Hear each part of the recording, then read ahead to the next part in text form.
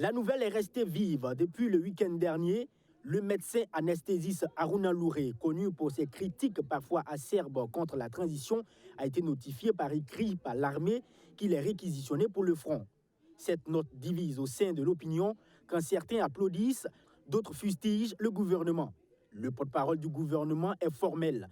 Tous les Burkinabés à quelque niveau de fonction et d'exercice doivent être prêts pour la reconquête du territoire et cela répond à la mobilisation générale et la mise en garde.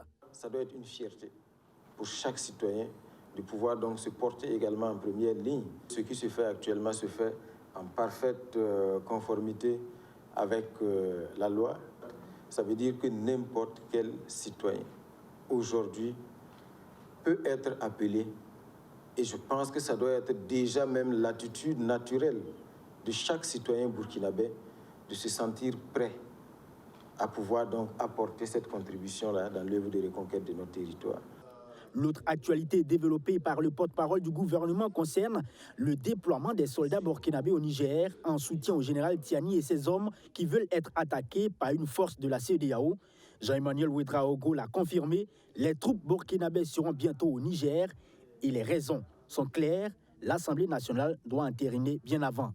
L'adoption d'un projet qui doit être donc validé par l'Assemblée nationale afin d'autoriser le déploiement de personnel militaire combattant donc, aux côtés de nos frères du Niger. Donc le processus est en cours.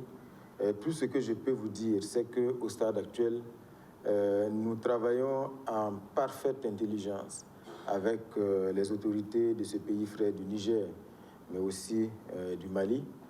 Tous les engagements qui ont été fermement affirmés par le Burkina Faso, par le Mali, ce sont des engagements qui seront fermement tenus. Le ministre de la Communication précise encore que la sécurité du Burkina Faso se joue avec la stabilité du Niger. Il n'y a pas de raison que le Burkina Faso se dérobe. Parce que là, si vous avez suivi ce que le chef de l'État a dit, je pense que c'est la même passivité qui a entraîné donc la désagrégation d'un pays comme la Libye. Et tout le monde sait que c'est de là donc, que tous nos problèmes actuels sont partis. Le Burkina Faso veut éviter les mêmes erreurs que le passé avec la Libye.